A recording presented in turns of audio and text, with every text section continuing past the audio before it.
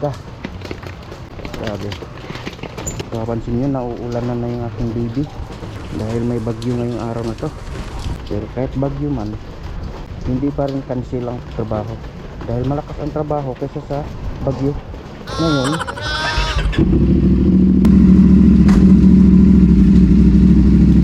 diba? Papansin nyo, lumalakas na yung hangin, saka umuulan, umambon na.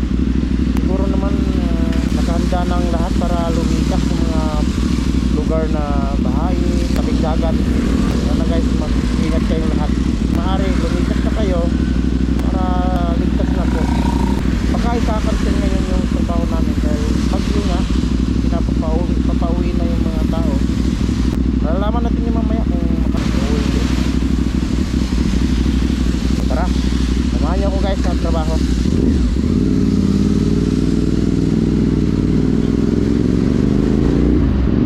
Bagyo ka lang, worker ako, hindi pwedeng umabsent eh.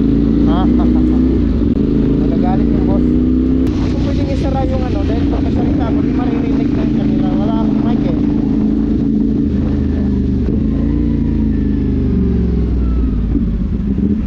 Paano kasi hindi gumagana yung mic? May mic naman sana ako, kaso nga lang kahit anong gagawin ko, hindi gumagana. Bahala na si Batman, dinala ako mag-mic. Pwede naman eh, diba? Silong tayo. Oo, diba?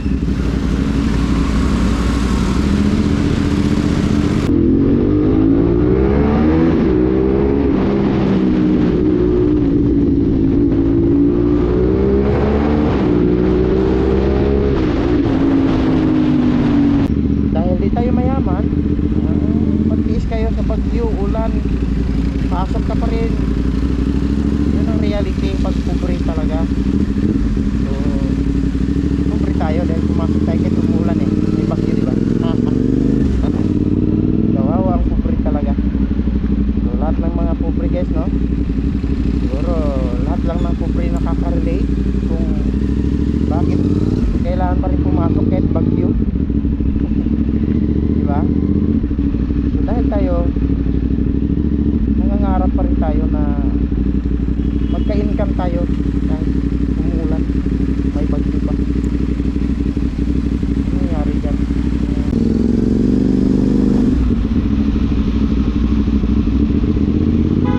Akala ko may nasiraan. Malakas daw na bagyo to guys, kaya mag-ingat tayong lahat, no? Lagi kong pinapaalala lahat sa lahat ng mga nasa tabing dagat, tabing ilog, sa mga bahayang lugar. So maghanda-handa na po tayong lahat guys, dahil hindi biro yung bang alanganin ka na, hindi biro yun. Hindi ka na basta-basta ma-rescue kung kailangan ng rescue ka dahil nabaha na kayo, mahirapan ng mag-rescue sa inyo. So hanggat maaga, mag-umikas na po kung kailangan.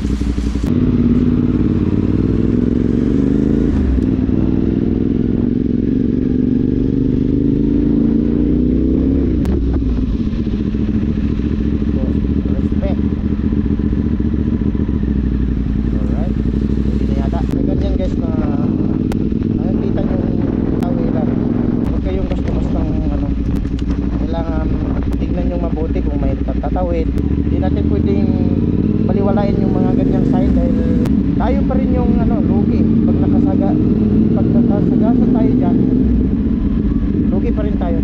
Kahit sabihin mo natin na kasalanan ng tumawid, kasalanan pa rin natin yun. So doble ingat po tayo pagdating sa mga ganyan. Hanggat maaari, pag may tatawid, hinto ka na lang. Lalo pa ganyan, no, yung ganyan, yung stoplight na nakapula na parang kanya-kanya na lang palusot eh kung sinong mauuna eh, di ba? Tulad niya, no, hinto lang na saglit, tapos ayan, bigayan na lang. So walang balak na mabanting isa, so tayo na lang mauna.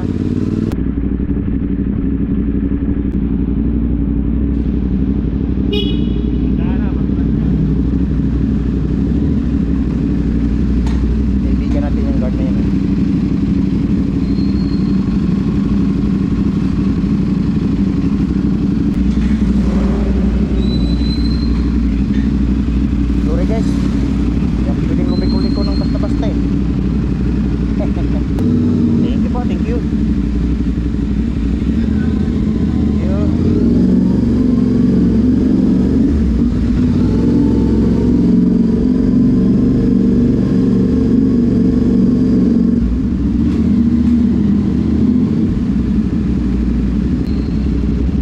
nandito pa rin tayo sa pinagparkingan natin kahapon.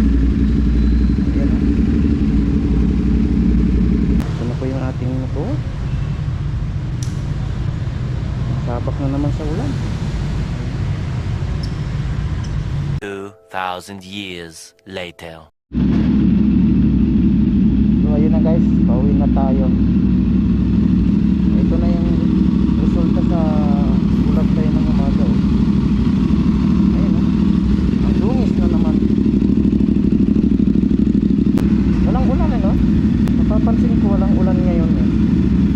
Di ba ngayon darating yung bagyo? Walang ulan. Siguro sa ibang lugar umulan ngayon. So ayun na, naka-2 bar na. So ngayon guys, no, pauwi na tayo. Walang ulan.